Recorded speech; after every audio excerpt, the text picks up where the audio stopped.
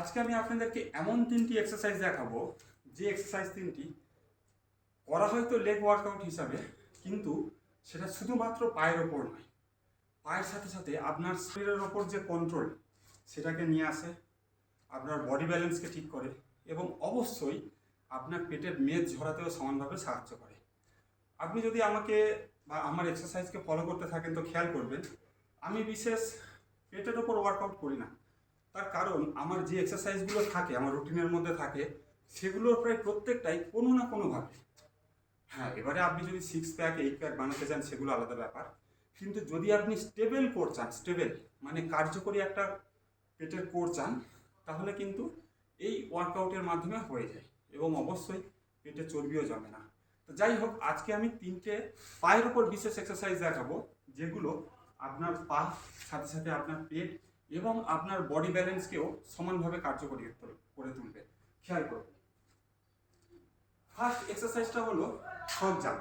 একদম সাধারণ একটা এক্সারসাইজ, কিন্তু বিষয়টা মানে সমস্যাটা ঠিক ওখানে। জিনিসটা যতটা সাধারণ হয় ঠিক কার্যকারিতাও তার অনেকটা ওরকম অসাধারণ থাকে, কিন্তু ওই সাধারণ দেখার জন্য আমরা সেটাকে স্কিপ করে চলে যাই, কারণ সেটা দিয়ে কারোর সামনে শো আপ করতে পারি না।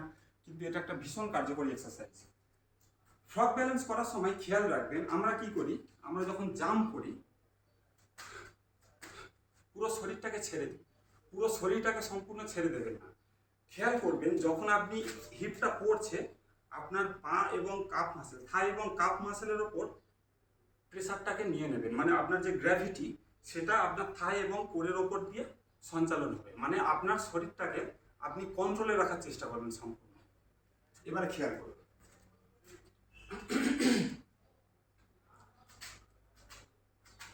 একটু ছোট ছোট স্টেপ নেবেন, তাতে আপনার কন্ট্রোলটা রাখতে আরো সুবিধা হবে। যেমনিভাবে সামনে এগিয়ে এলাম তেমনি আমরা পিছন দিকেও এগোবো। খেয়াল করবেন ছোট ছোট স্টেপ নেবেন যাতে আপনার ব্যালেন্সে কোনো প্রকার অসুবিধা না হয়। ঠিক আছে, এইভাবে কয়েক রাউন্ড করতে থাকবেন, সামনে এগোবেন আবার পিছনে আসবেন। এর সাথে সাথে এই ফ্রগ জাম্পটাকে আর একটু অ্যাডভান্স লেভেলে নিয়ে যাওয়ার চেষ্টা করবেন। যখন দেখবেন আপনার কন্ট্রোল সম্পূর্ণ চলে এসেছে তখন কি করবেন, জিগজ্যাগভাবে যাওয়ার চেষ্টা করবেন। এটা আপনার প্রত্যেকটা আমাদের পায়ের যে ছোট ছোট পেশিগুলো থাকে তার উপরেও সম্পূর্ণভাবে এফেক্ট করে। খেয়াল করুন, জিগজ্যাগ। একইভাবে পিছনে যাবেন,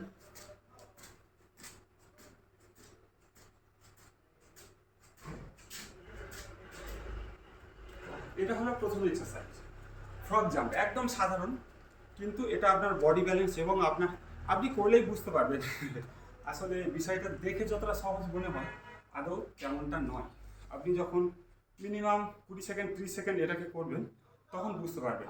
আর আমি যে তিনটে এক্সারসাইজ দেখাবো করার নিয়ম হচ্ছে 3টে সেট অন্তত করবেন, মাঝখানে 30 থেকে 45 সেকেন্ডের গ্যাপ রাখবেন।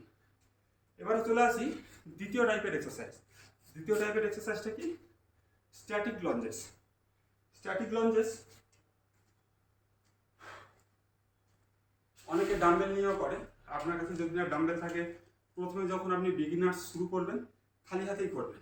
কিভাবে করবেন, খেয়াল রাখবেন আপনার শোল্ডার গ্যাপের সাথে পায়ের যে গ্যাপ সেটি বরাবর থাকবে এবং এগিয়ে যাওয়ার সময়ও সেই গ্যাপটাকে মেনটেন করবে। মানে যখন আমি বাম পাটা বাড়াবো ঠিক এই একটা অ্যাঙ্গেলে থাকবে, এমন নয় যে আমি স্ট্রেট যাওয়ার চেষ্টা করছি মানে এটা ডান পাকে ক্রস করে যাবে, তেমনটা কখনো হবে না। আপনার শোল্ডার গ্যাপটাকে বরাবর মেনটেন করে চলবে। ঠিক আছে, যখন বাম পা দেবেন ডান হাতটাকে এগিয়ে দেবেন, ব্যালেন্সটা কন্ট্রোল হবে। খেয়াল করবেন আপনার হাঁটুটা গিয়ে মাটিতে টাচ করবে। মাটিতে যদি নাও টাচ করে ঠিক আছে, কারণ কি হয় যখন আমরা শুরু করি আমাদের শরীরের উপর অতটা কন্ট্রোল থাকে না, তো তখন আমরা যখনই হাঁটুটাকে টাচ করানোর চেষ্টা করি হঠাৎ করে গিয়ে ঠুকে যায়, সেটা কিন্তু আবার খারাপ জিনিস। সুতরাং কন্ট্রোল করার চেষ্টা করবেন, না টাচ করলেও চলবে। খেয়াল করুন,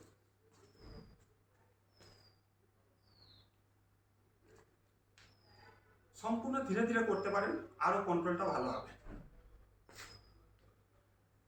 এবারে একইভাবে এটাকে পিছনেও নিয়ে যাবেন। যখন আপনি প্রথম প্রথম করবেন তখন কি পাটাকে তুলে সাইডে রাখলেন, রেখে পিছনে দিয়ে গিয়ে ফেলুন। আবার ডান পাটা তুলে রাখলেন, নিয়ে গিয়ে পিছনে ফেলুন। ঠিক আছে। আর যখন অ্যাডভান্স মানে যখন আপনি আরো বেটার করবেন, তখন কি করবেন, সম্পূর্ণ নিয়ে আসবেন। মানে বিষয়টা এমনি।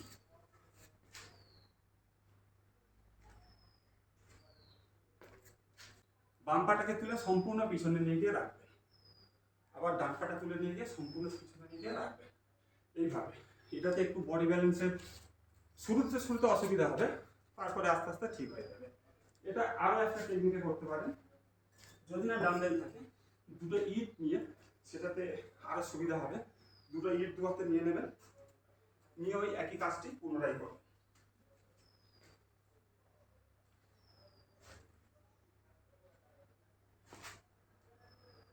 ঠিক আছে।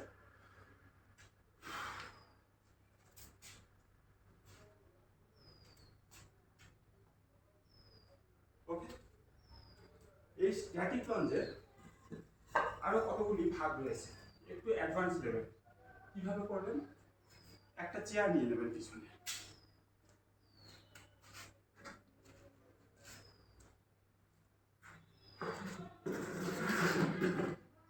চেয়ারের উপর পা রেখে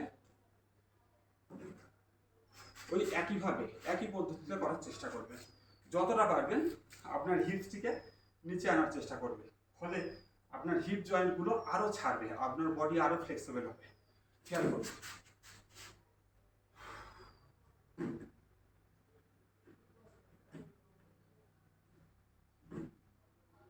এটা আপনি বেঞ্চ, চেয়ার বা আপনার কোনো খাট, যে কোনো উঁচু জায়গার উপর রেখে এটি করতে পারেন। একইভাবে অন্য পা চেঞ্জ করে মিনিমাম 10টা করে করার চেষ্টা করবেন।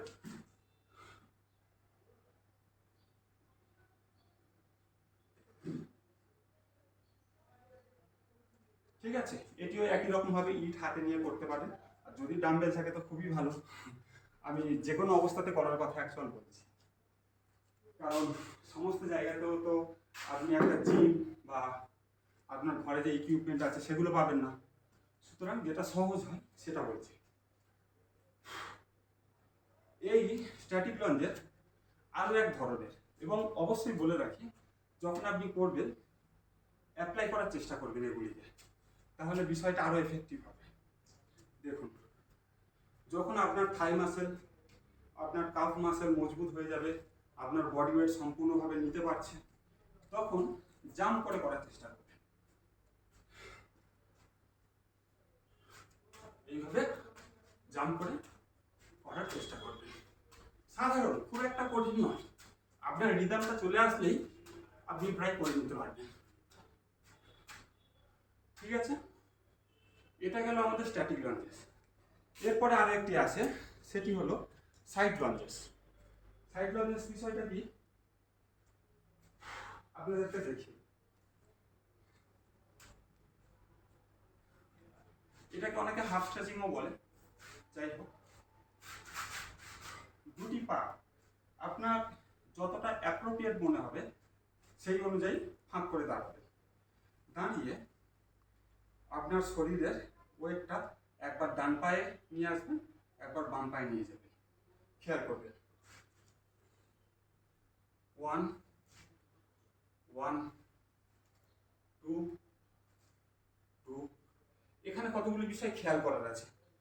আপনি যখন সাইড লঞ্জেস করবেন, চেষ্টা করবেন আপনার হিপসটা মাটিতে এসে টাচ করার। ঠিক আছে। অত সহজে হবে না, স্বাভাবিক, কিন্তু তাও চেষ্টা করবেন আপনার হিপস যেন মাটিতে এসে টাচ করে। ঠিক আছে। এটাতে কি হবে, আপনার পা আরো বেশি ফ্লেক্সিবল হবে। এবং আরো একটি বিষয়, যখন বসার পরে উঠছেন, বিভিন্ন জায়গাতে দেখে থাকবেন কি হয়, এমনি সরাসরি চলে আসে, কিন্তু না, প্রপার উঠবেন, বাম পায়ের ওপর সম্পূর্ণ ওয়েট দিয়ে শরীরটাকে তুলবেন, তুলে তারপরে ডান দিকে বসবেন, এবং একইভাবে ডান দিক থেকে সম্পূর্ণ উঠে বাম দিকে বসবেন। ঠিক আছে। এইভাবে অভ্যাস করে নিলে কি হবে, বিষয়টা আরো অ্যাকিউরেট হবে। এটা হলো সাইড লঞ্জেস। সাইড লঞ্জেসের আর একটা অ্যাডভান্স লেভেল বলে রাখি। যদি ডাম্বেল থাকে তো ভালো, ডাম্বেল নিয়ে করতে পারেন, কিন্তু ডাম্বেলের চেয়েও বেশি ভালো হবে আপনি যদি 3টি ইট নিয়ে একসাথে করেন। কেন 3টি ইট নিয়ে? 2টি ইটও আমি বলতে পারতাম, 3টি ইট নিয়ে কেন? কারণ আমি যদি দুটো ইটকে দু হাতে ধরি, স্বাভাবিক দু হাতের উপর আমি দু হাতের আঙুল দিয়ে সহজেই তাকে ধরতে পারবো। কিন্তু 3 নাম্বার ইটটি যখন আমি মাঝে দিয়ে দেবো, তখন কি হবে? শুধুমাত্র আমি দুটো ইট ধরতে পারবো, কিন্তু মাঝখানের ইটটি আমাকে প্রেস করে রাখতে হবে। ফলে কি হবে? আমাদের শুধুমাত্র তখন এই দুটো ওয়েট যদি আমি হাতে রাখি, কি হবে? আমাদের স্ট্রেট যে পেশিগুলো আছে সেগুলি কার্যকর হবে। কিন্তু আমি যদি একইভাবে প্রেস করে রাখি, সুতরাং ওয়েটটাকেও রাখলাম, মানে আমাদের সামনের যে পেশিগুলি আছে সেগুলি যেমনি কার্যকর হবে, প্রেস করে রাখার জন্য যে পেশিগুলি কার্যকর হয় সেগুলিও সমানভাবে নেবে। এবং বলে রাখি, তো 3টি ইট দিয়ে কিভাবে করবেন দেখুন। পাশাপাশি রাখলেন, দুটো ইটকে ধরে নিলেন, মাঝখানের ইটটাকে প্রেস করে রাখবেন যেন না পড়ে যায়। এই অবস্থাতে সাইড লঞ্জেস করবেন। একইভাবে সম্পূর্ণ বসার চেষ্টা করবেন, উঠবেন, সম্পূর্ণ বসার চেষ্টা করবেন। ঠিক আছে? এটাতে কি হয়? এটাতে 1 নম্বর হচ্ছে আপনার পায়ের উপর বেশি প্রেসার পড়ে, আর 2 নম্বর যেহেতু আপনার হাতটাকেও সমানভাবে কাজ করতে হচ্ছে, ফলে আপনার বডির যে কোঅর্ডিনেশন থাকে, মানে আপার বডি এবং লোয়ার বডির যে কোঅর্ডিনেশন, সেটা প্রপার হয়। খেয়াল করে দেখবেন অনেকে হোঁচট খেলে বা পা স্লিপ করলে সহজে পড়ে যায় না।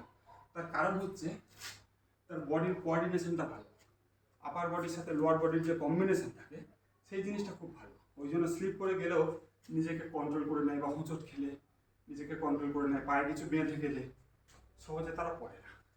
ঠিক আছে, আজকের মতো এ পর্যন্তই। সবাই ভালো থাকবেন, সুস্থ থাকবেন। নমস্কার।